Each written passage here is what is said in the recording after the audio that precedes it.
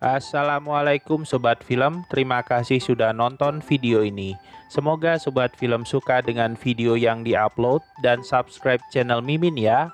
Oke, sekarang kita akan menceritakan dongeng yang berjudul The River Monster. Film ini mengisahkan tentang seorang pendekar golok yang menyelamatkan seorang putri jelmaan naga hitam dari ancaman siluman sungai. Bagaimanakah kisah kelanjutannya? Mari kita simak dongengnya, let's check it out. Di sebuah sungai, dikisahkan bahwa warga sering mendadak diculik dan dijadikan makanan siluman yang tinggal di dalamnya.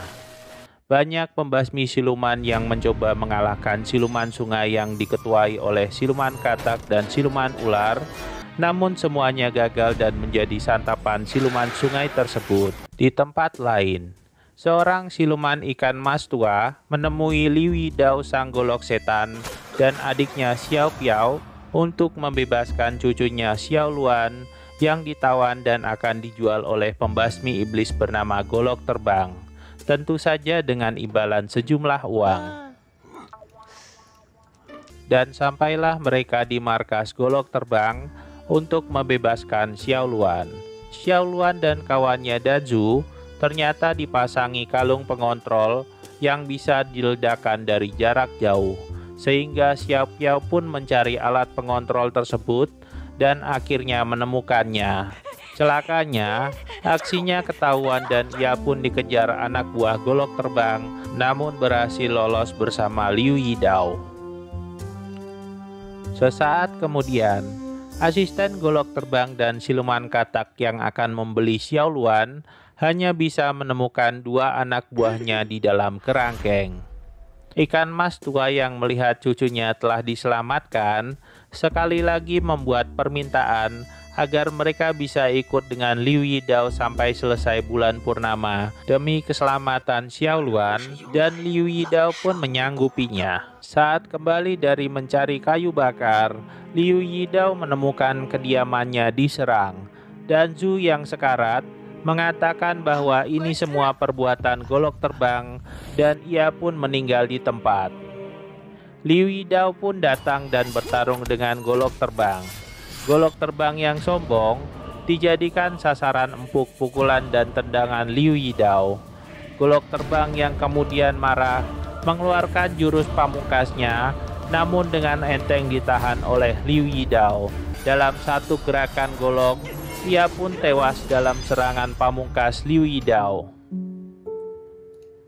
Kakek ikan mas yang sekarat berpesan pada Liu Yidao agar mengembalikan Xiao Luan ke sungai Linhe pada saat malam bulan purnama agar naga jahat tidak terlahir kembali. Setelah mereka pergi, siluman katak yang kembali ke markas Golok Terbang pun sekali lagi kecewa melihat Xiao Luan yang diincarnya kembali kabur.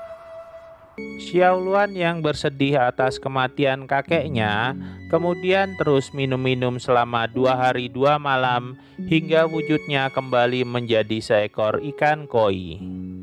Hari berganti hari, Xiao Luan dan Xiao Piao pun akhirnya akrab dan menjadi sahabat dekat. Di markas siluman ular, Ratu Ular telah berhasil mengumpulkan 100 arwah pembasmi siluman dan mencapai tingkatan ilmu tertinggi.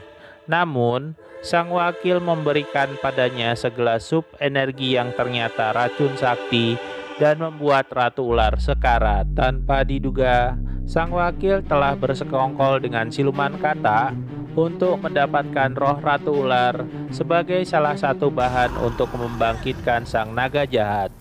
Sementara di tempat lain, dua pembasmi siluman yang juga mengincar Xiao Luan hanya menemukan Golok Terbang yang sudah menjadi mayat. Mereka pun memeriksa bekas lukanya dan dengan mudah mengidentifikasinya sebagai bekas jurus Golok Setan. Saat sedang nongkrong di teras, Liu Yidao pun kedatangan siluman yang berpura-pura minta pertolongan. Liu Yidao yang pura-pura bodoh kemudian memeriksa nadi sang siluman yang menyebabkan siluman itu muntah darah. Dan sejurus kemudian, sang siluman yang hendak menikam Liu Yidao kalah cepat dengan gerakan belati Liu Yidao dan dipaksa pergi. Tak disangka, Di tengah jalan, sang siluman bertemu dengan kakak adik pembasmi siluman dan berakhir dengan tewasnya sang siluman di tangan dua orang tersebut. Malam bulan purnama pun tiba dan menyebabkan penyakit Xiao Piao pun kambuh kembali. Xiao Lian dan Li Yidao yang melihat hal ini lalu bergegas membantu Xiao Piao dengan menaburkan obat di bekas luka Xiao Piao yang kemudian tertidur. Terungkaplah fakta bahwa dulu saat Liu Yidao memutuskan keluar dari grup pembasmi siluman, Xiao Piao pun menjadi korban grup tersebut dengan menggigitkan tangan Xiao Piao ke siluman darah dan mengubahnya menjadi setengah siluman. Sejak saat itu, Liu Yidao pun berusaha keras menyembuhkan Xiao Piao, namun tidak berhasil. Mendengar keluh kesah Liu Yidao, Xiao Luan pun mengatakan bahwa racun siluman hanya bisa diobati oleh tabib kura-kura dari bangsa siluman, dan tidak butuh waktu lama, mereka pun bergegas meluncur ke pondok tabib kura-kura.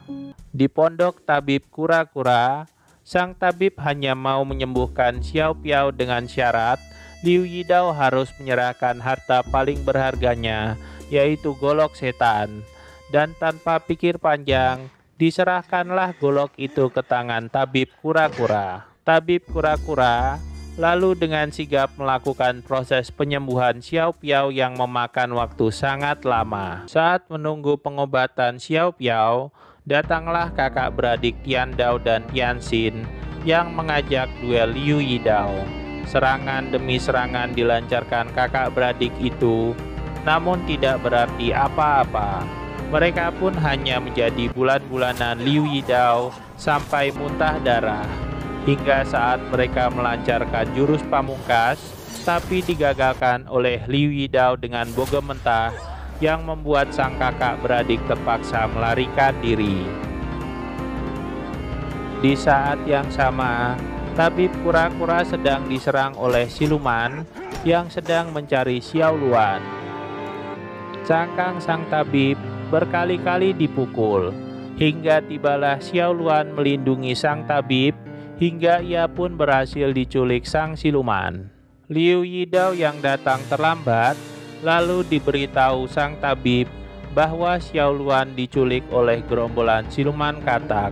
Sang tabib pun mengembalikan golok Liu Yidao untuk merebut kembali Xiao Luan dari tangan siluman katak.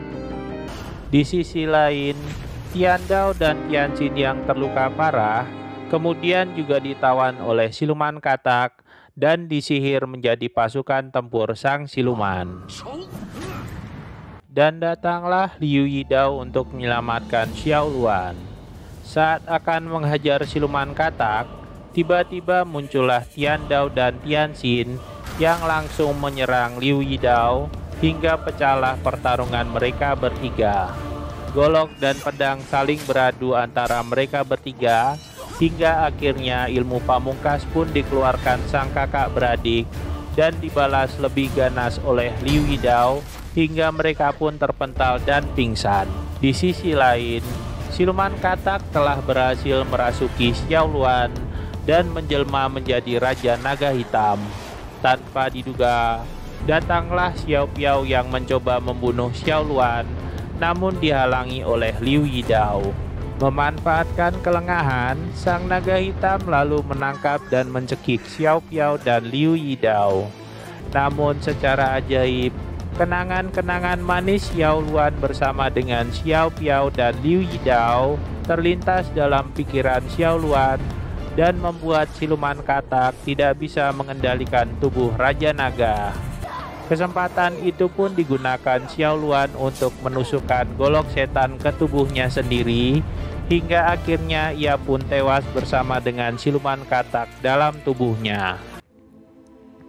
Keesokan harinya, Xiao Luan yang tewas kembali menjelma menjadi ikan koi yang dilepaskan Liu Yidao di sungai Yinhe.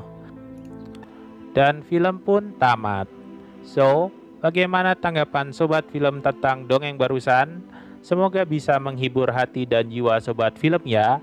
Jangan lupa like dan subscribe untuk membantu channel Rangkum Film tetap berkembang, oke? Dan akhir kata dari Mimin, wassalam.